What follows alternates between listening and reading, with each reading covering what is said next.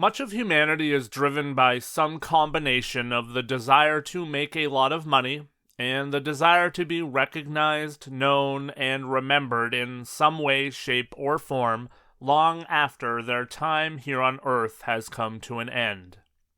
It is believed that part of the reason for those desires is that people inherently quest for immortality. The unfortunate thing, however, is that, as we touched on in last week's episode on Stanislav Reshetnikov, some people seem to either lose the narrative of being remembered for positives, or they simply pass a point that they believe is of no return, and they decide that being remembered for anything is better than not being remembered at all.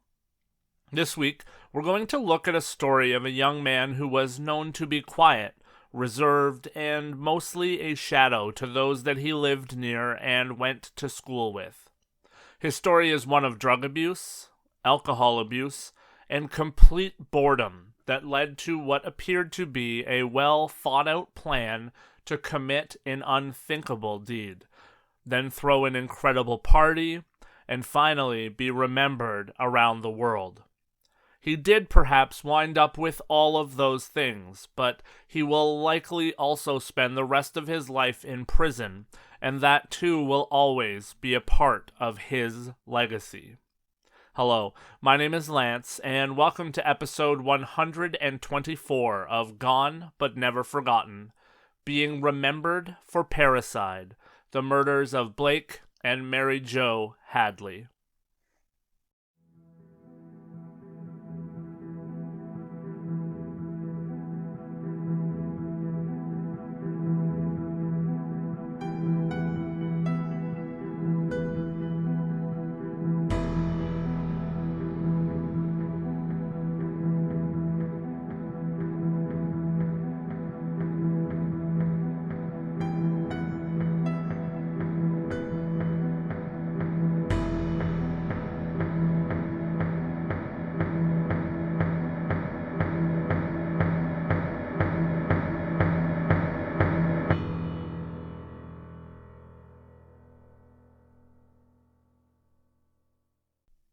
Tyler Hadley was born on February 16th of 1994 in Port St. Lucie, Florida, to his parents Blake and Mary Jo Hadley.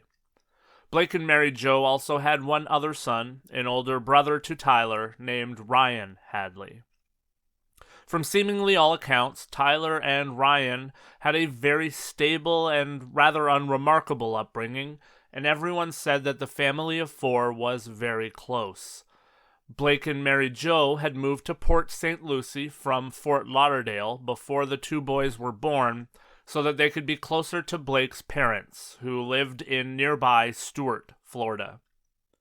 Blake would take on a job working as a watch engineer at the St. Lucie nuclear power plant, and Mary Jo was an elementary school teacher who was seemingly loved by everyone that attended her school. It has been said that regardless of one's struggles, Mary Jo never gave up on a student, even when everyone else seemingly did. I feel that it's pertinent to talk here about Port St. Lucie itself, because I do feel that the place actually played a part, even if small, in the series of events that led to the true crime story that we will get to here in a minute. In the 1950s, the land that would eventually become Port St. Lucie, which today is actually the seventh most populous city in Florida with a population around 205,000, was almost entirely uninhabited.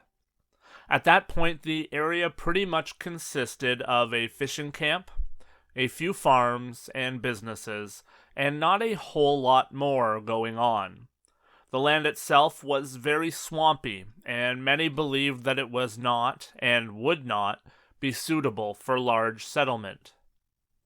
In 1958, however, all of that would change when the General Development Corporation, or GDC, purchased about 40,000 acres, or 160 square kilometers of land along the North Fork of the St. Lucie River, and in 1959 they opened their first bridge over the St. Lucie River, which allowed for direct vehicle access to Port St. Lucie for the first time. Frank Elliott and Robert Mackle, who owned GDC, very astutely realized that there was an aging population and that there was a large exodus of retirees from across the United States and elsewhere to Florida. And so they purchased the land with the belief that they would massively cash in by providing a new place and a cheaper place for retirees to move to and plan to move to. GDC would subdivide much of the land that they purchased into plots that measured 80 by 125 feet, and then they placed full-page ads in places like Life magazine and in Newsweek.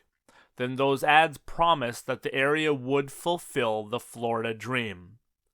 The caveat was that even though the ads showed the idealistic retirement life, they themselves represented a dream, because most of the area was literally still a swamp. However, as many of us can understand, especially nowadays, the price was right. The plots of land could be purchased for only $10 down and $10 a month in perpetuity. To put that in perspective, in today's money, that would be roughly only $104 down and $104 per month. Those would be payments for the rest of your life, but still a lot cheaper than other retirement homes and retirement communities were offering at the time. The city itself would grow immensely and would see the population reach 15,000 by 1980 and 165,000 by 2010. At the height of the real estate boom in the United States and Florida, Port St. Lucie was the fastest growing city in the United States. All of this to say, Port St. Lucie as a city still remained and remains as more of a retirement hub than anything. And even though the area is filled with shops and things to do on the inside, there is not a lot for younger generations to do outside and outside of business hours.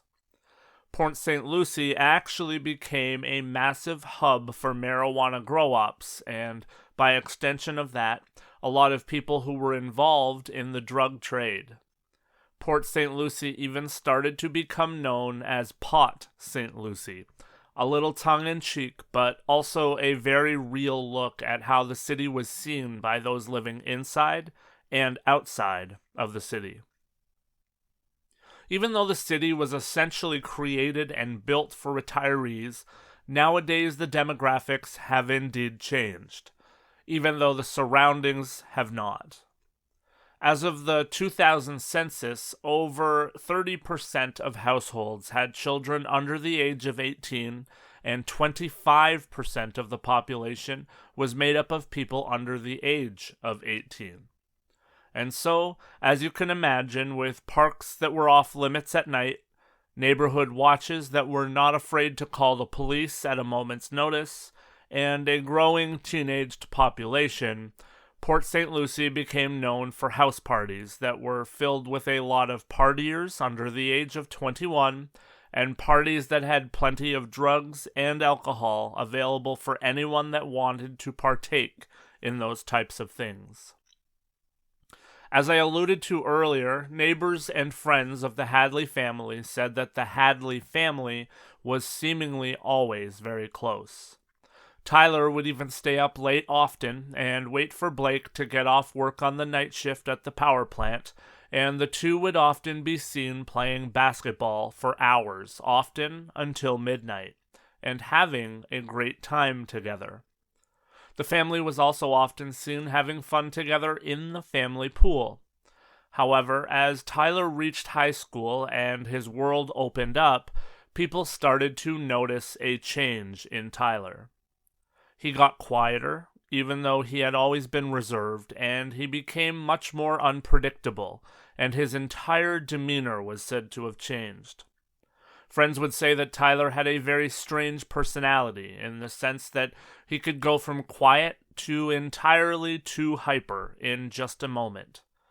The often reserved boy would start to seek out an audience at a moment's notice and start to crack jokes, make noises, or simply start laughing loudly for attention.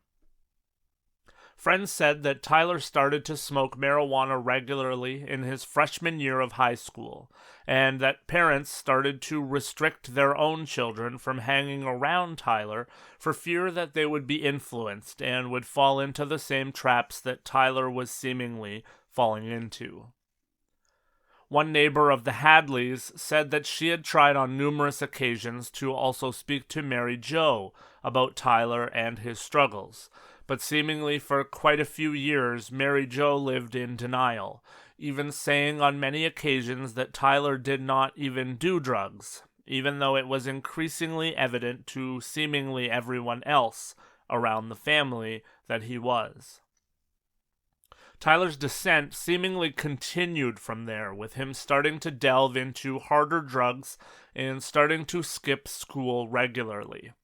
He also started to develop quite a rap sheet over his teenage years.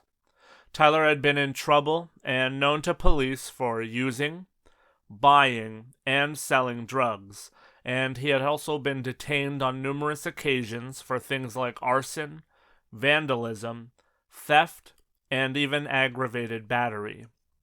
It was clear that Tyler was descending into the life of a person struggling with addiction and slipping more and more into crime alongside of that. Over the years, Tyler would seemingly joke with friends often, in person and online, about killing his parents. Usually, though, that would come up after he was punished for something or after he had a fight with either Blake or Mary Jo. Friends said that they never truly believed that Tyler would harm his parents because when things were good between he and his family, he was seen as a lucky young man who had a full and loving family. Many friends over the years would calm Tyler down by telling him that it was normal to be angry at one's family and that he likely just needed some space and some time to calm down. It did become evident over time, though, to many of the people in Tyler's life that he was suffering from some severe mental health issues, because it seemed that when he wasn't drunk or high, he was complaining and threatening to kill either his parents or himself. Likely because of all of that, Mary Jo, ever the believer in everyone, especially her son, knew that she needed to take a step for Tyler, because she knew that she was running out of time to help him as he was quickly approaching his 18th birthday. In June of 2011, Tyler came home from his friend Desiree's house, where, in his words, he had been completely blitzed out of his mind, and his parents made the decision that they were going to help him, whether he liked it or not, for his own good. Tyler would be admitted to New Horizons, which was a mental health clinic, by his parents, and he was forced to attend counseling there daily. The reason that I mention Tyler's age here is that Tyler's parents were able to enact what is called the Baker Act, which is an act under Florida law that allows for parents to commit their children into involuntary psychiatric treatment if they are under the age of 18. The Baker Act is only able to be used if the parents believe that the child will cause serious bodily harm to themselves or to other people in the near future. Now, this could certainly be a sign that threats had been made against Mary Jo and Blake or others by Tyler, but when a coworker asked Mary Jo if she believed that Tyler may ever hurt her, Mary Jo told the coworker that she was only worried that Tyler may hurt himself or take his own life because of depression or while he was under the influence of something. Mary Jo herself had struggled with depression, and she was worried that Tyler may in fact be suffering from depression as well, and he had already been previously helped for depression, an eating disorder, and also low self-esteem. The wonderful thing was that Mary Jo was very vocal with her friends just 2 weeks after Tyler came home from New Horizons. She said that she felt as though Tyler was being more like himself, and that she felt like he was over the hurdle of everything that he had been struggling with. Tyler even traveled with his father and paternal grandfather on the weekend before the grisly events that are coming. Tyler's grandfather said that the trip and the family reunion that they attended was wonderful, and that there didn't seem to be any indication that Tyler was struggling or having any problems at home. However, whether things were better or not, something was on Tyler's mind, and it was actually something that he had talked about weeks and even months before he put his plan into action. Tyler had told friends in the past, when he had talked about killing his parents, that he also planned to throw a huge party after he did it. He said that nobody had ever murdered their parents before, and then threw a party while the bodies were still inside of the home. It seemed to be a sick fantasy of Tyler's that he had put more thought into than just a few moments or even a few days. On July 15th of 2011, Tyler and his parents went out to dinner as a family, and they stopped at a convenience store on the way home, and while there, Tyler ran into a friend of his, Cameron Adams. Cameron said that when he saw Tyler there, Tyler seemed like he was in a good mood. Cameron had mentioned to Tyler that it was his birthday, and Tyler wished him a happy birthday, and then proceeded to tell Cameron to come to his place the following night because he was having a party and they could celebrate together. Tyler had talked about throwing a party at his house on numerous occasions over the years, but nobody ever seemed to take him seriously. First of all, most people knew that Tyler was not quote-unquote popular enough to have a big party and have a lot of people turn up for it. But also, everyone that knew Tyler, even a little bit, knew that his parents were incredibly strict and that there was no way that they would allow for Tyler to have a party. The only way that anyone could imagine Tyler having a party at all was if his parents were out of town, and seeing as Cameron saw Mary Jo and Blake in that store, he knew that they were not out of town. Word had actually been getting out all week that Tyler was bragging again that he was going to have a party. When people would ask Tyler if the party was still a go as the day got closer, Tyler would simply respond that he was working on it. Everyone generally assumed that that meant that the party was off and that his parents had put the kibosh on it. At 11:25 a.m., though, on July 16th, Tyler would have a conversation with his friend Antonio Ramirez on Facebook. Tyler said, "Sup, brah?" Antonio said, "Chillin', what you doing tonight?" Tyler said, "Tryin' to have a party at my crib." Antonio said, "Your parents ain't home?" And Tyler said, "Nope. Well, they are leaving soon." At 1:15 p.m., Tyler would post on Facebook, quote, "Party at my crib tonight. Maybe," unquote. As you can clearly see, everything seemed to be very wishy-washy, even at just after 1 p.m. in the day.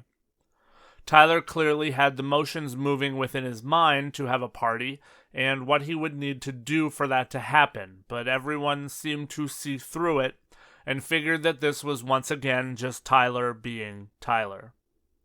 However, at 8:15 p.m., just 7 hours later, Tyler again posted to his Facebook wall, and he said, quote, "Party at my house. Hit me up," unquote.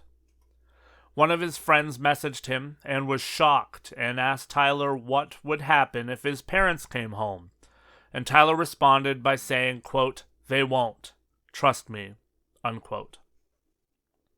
Word spread around Port St. Lucie quickly, and the word on the street was that the party was going to either be awful or incredible, because the kid that was throwing the party wasn't really known by any of the usual suspects that attended house parties.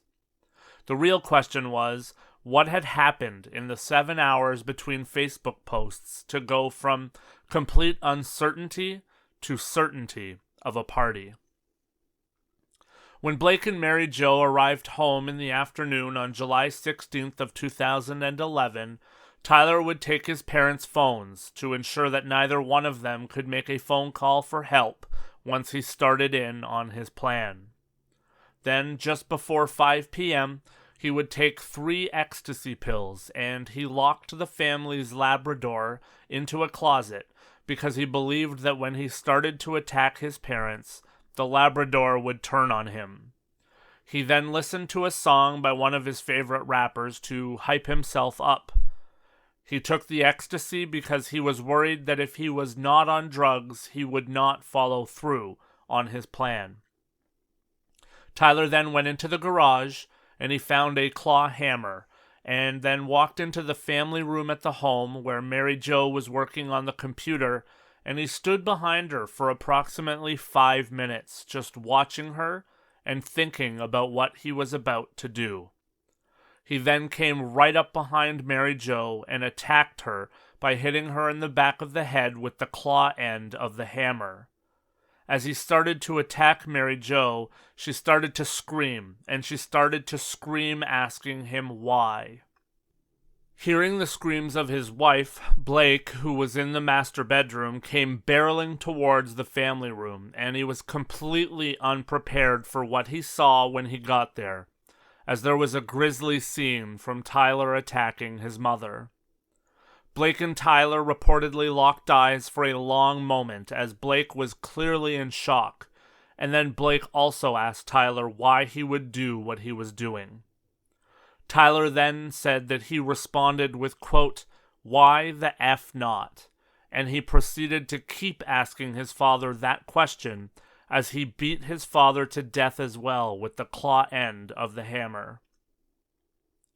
Tyler then says that when it was over, he wrapped towels around the heads of Blake and Mary Jo, and he dragged both of their bodies down the hall and into the master bedroom, leaving the 2 bodies lying there face down, and he left the hammer lying on the ground between the 2 of them.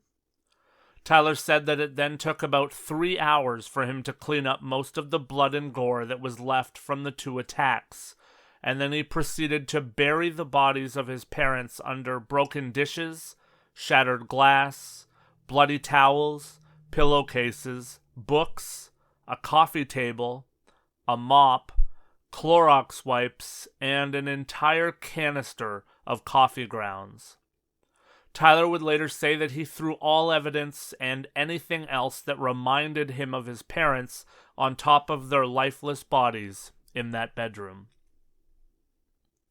Tyler then said that he took a shower to clean himself up for the party, and he looked at himself in the mirror for a long time and just laughed. Tyler then would take his parents' credit cards and go on a buying spree, being caught on ATM cameras, withdrawing money, and then he drove around and picked up a few of his friends.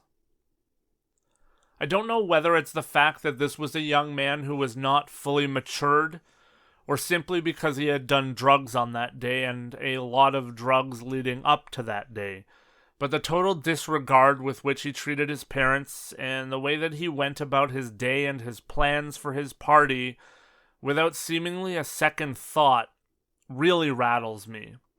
Obviously, we do know that killers, especially serial killers, are able to compartmentalize and even lead 2 lives.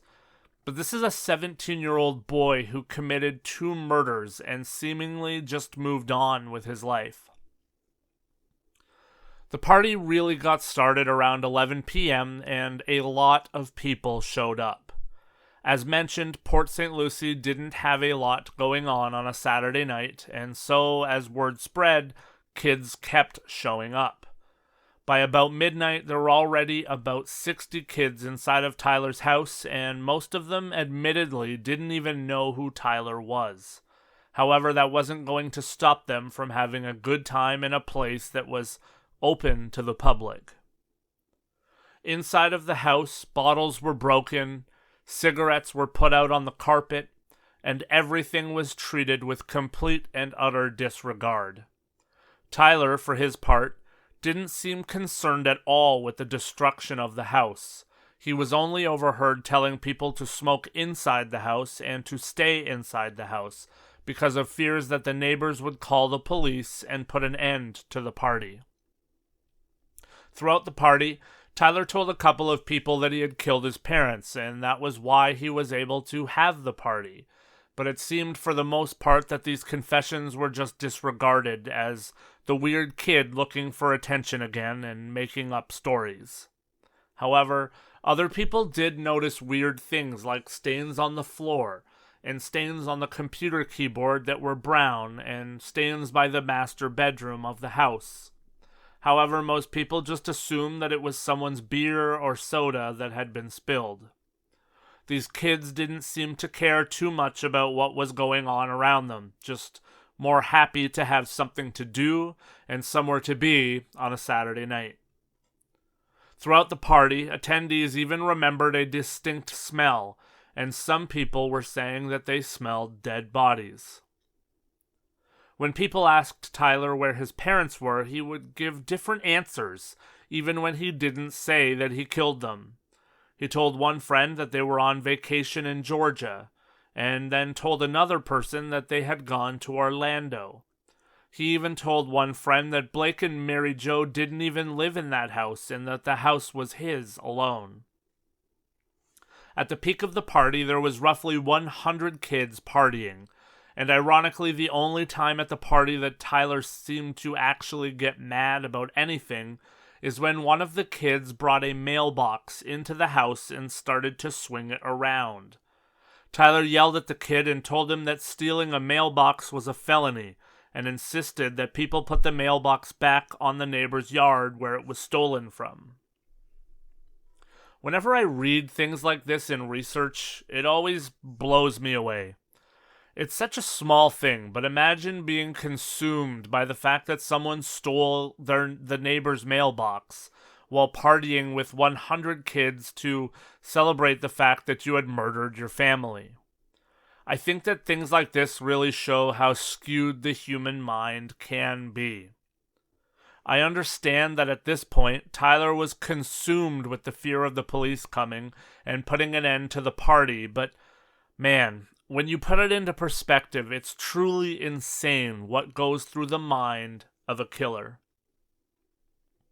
When one of Tyler's friends, Mark Andrews, went to leave the party, Tyler spoke to him, and he told him privately that he may be going to prison because he had killed someone. Mark looked at him and frankly told Tyler that if he had actually killed someone, that was his business, and Mark didn't want to know or hear anything about it. Tyler then proceeded to tell people that he was going away to prison for life and that he was going to kill himself. Finally, he found his friend, Michael Mandel, and he asked Michael if they could go for a walk so that they could speak privately. Tyler and Michael had been best friends since they were 8 years old. As the two walked down the block, Tyler told Michael that he had killed both Blake and Mary Jo, and of course, Michael, knowing his friend, did not believe him. Tyler pressed on, though, and pointed out to Michael that both of his parents' vehicles were still in the driveway. When Michael still didn't believe him, he showed Michael a bloody footprint that he had left in the garage, and then he actually took Michael into the master bedroom, where he saw the pile of debris and parts of 2 bodies buried underneath. Michael rushed away in a hurry, but did not leave the party right away. There was even a photo of Michael and Tyler that was taken after Michael saw the bodies of the two, and the two were standing side by side and clearly wearing the mental anguish of the fact that there were 2 dead bodies in that home. Around 2 a.m., someone announced that there was another house party in town, and a large percentage of the people that were there rushed out of the house, and the neighborhood was swept up in the noise of squealing tires and kids leaving in a hurry. One neighbor had enough with the sudden blast of noise and the fact that some boys had found their way onto her yard and were looking in her windows, and so she called the police. The police attended the scene, now with only about 20 kids left at the party, and after speaking briefly with Tyler, they left. Around 2:30 a.m., some of Tyler's friends started to filter back to his house to continue partying because they found out that the other party was a lie. Michael Mandel, meanwhile, had grabbed 10 Percocet pills that Tyler had planned to use to commit suicide, and he hid them in a hallway closet so that Tyler couldn't find them, and Michael left the party. At 4:40 a.m., Tyler posted to Facebook again, quote, "Party at my house again. Hit me up," unquote. The party that seemed like it was never going to end, though, came to an abrupt end right about then, because the police were outside the door of the house, having been tipped off by Michael, who had called Crime Stoppers and told them everything. 2 officers watched on inside of the house to get a gauge for what was going on, and then knocked on the door. Tyler answered, and his eyes were wide, and he appeared to certainly be under the influence of something. Tyler said that his parents were out of town, and he refused to allow the police access to the home. He had one hand hidden behind his back, and officers drew their weapons and ordered him to put his hands above his head and then to get on the ground. Tyler was shackled in the driveway as the 2 officers entered the home, with Tyler screaming at them that they could not go in the house. The house, of course, was a complete disaster after the party, and the officers made their way through the home and found that everything that Michael had reported to Crime Stoppers was true. Tyler was arrested at the scene and charged with the murders of both of his parents, Blake Hadley and Mary Jo Hadley. Because Tyler was a minor at the time that he committed both murders, he was unable to be sentenced to death as per Florida law. He was instead sentenced to life imprisonment without the possibility of parole in 2014 when he pleaded no contest to 2 counts of first-degree murder. In April of 2016, though, Tyler's sentence was overturned on appeal because the appeal judge said that when Tyler was sentenced, the courts did not consider an alternative to the life sentence. A recent case, Miller versus Alabama, had recently changed how juvenile murderers were to be treated in the U.S. judicial system. In December of 2018, Tyler Hadley was back in court for a resentencing hearing that took place over 6 days. Judge Gary Sweet decided at the end of that the life sentence for Tyler Hadley was, in fact, the correct sentence. He said that the crimes that Tyler committed were heinously atrocious and that they were the product of much premeditation. The prosecuting attorney, Tom Bakadal, said, quote, "If Tyler Hadley doesn't deserve life in prison, then no one does. So we're pleased and we hope that the Hadley family finds some peace," unquote. The change from life without parole to a life sentence does mean that Tyler is able to get a review after serving 25 years in prison, meaning that he will be up for his first review around the time that he is 42 years old. He is currently imprisoned at the Okeechobee Correctional Institution, which is a prison for men in Okeechobee, Florida. This case certainly serves in my mind as a reminder of just how sick the human mind can be, and just how important it is that we look after and seek help wherever possible for mental health problems. I don't know what it is like for you where you live, but sadly where I live, a lot of the people and places and programs that were put into place to help those suffering from mental health problems have been shut down. We live in this world where we say that mental health is better recognized than ever before, but much like in the case that I covered 2 weeks ago laid out, so it is a thing like racism. Knowing more about the ills of society does not mean that we are dealing with them or even equipped to deal with them properly. Cutting programs when we should be adding programs simply seems to ensure that many more people who are sick and many more people who are struggling with mental health and a myriad of other problems are not able to access the help that they so dearly need. For me, personally, I have a deep-rooted faith in God and a belief that while times get really tough, even between my ears at times, He is here with me. Something that I'm learning, slowly, mind you, in my life, is that I can control a lot of the thoughts and a lot of the doubts and a lot of the darkness that goes on around me and even creeps into my own life because of my faith. I'm going to take a step and try to make that a little bit more of this podcast because I believe that in a world of dark, there is light to be had in faith for anyone who seeks it.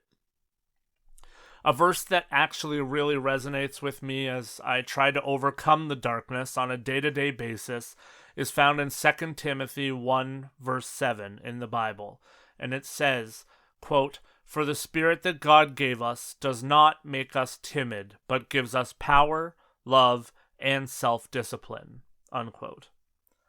I try to live that truth every day of my life to keep at least some of the darkness at bay. I know that if I try hard enough, I am strong enough to ensure that I stay as positive as possible, and so can you. According to the World Health Organization, as of 2019, around 970 million people were struggling with mental illness around the world, and trust me, since the COVID pandemic, those numbers have grown greatly. That means that mental health is the leading cause of disability in the entire world.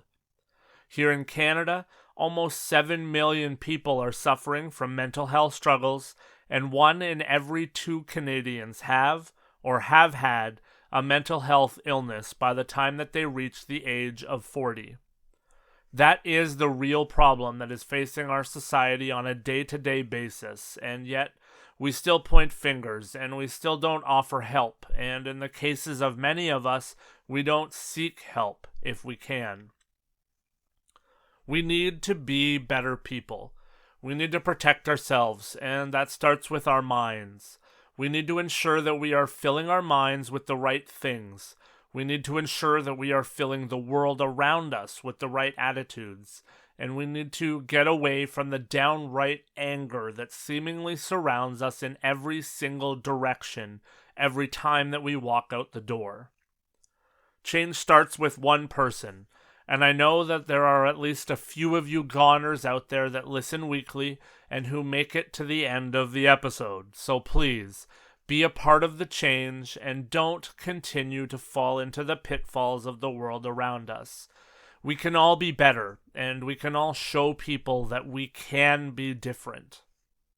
In this case, Mary Jo tried with Tyler, and it did seem like many things were starting to change inside of him after he got a little bit of help. Ultimately, it may have not been enough or soon enough, but we all need to realize that if we truly love people, sometimes we need to make decisions like Mary Jo did and seek help for those people if we can, and before it's too late. I believe that the best way that we can serve the memory of Blake and Mary Jo and people like them is to learn from their cases.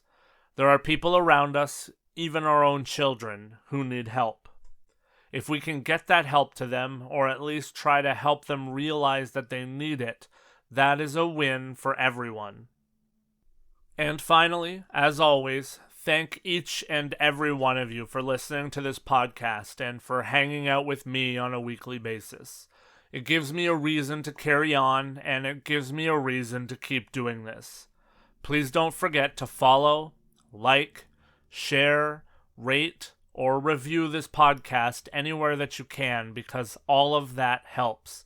It helps with the metrics, it helps people find the podcast, and frankly, I do believe that I've been called to put this out every week to serve you a dose of true crime in the most positive way that is possible. Check us out on social media as well and get the conversation going. There are a lot of places where the conversation is oftentimes even darker than the true crime that is shared, and frankly, that's frightening. I try to buck that trend.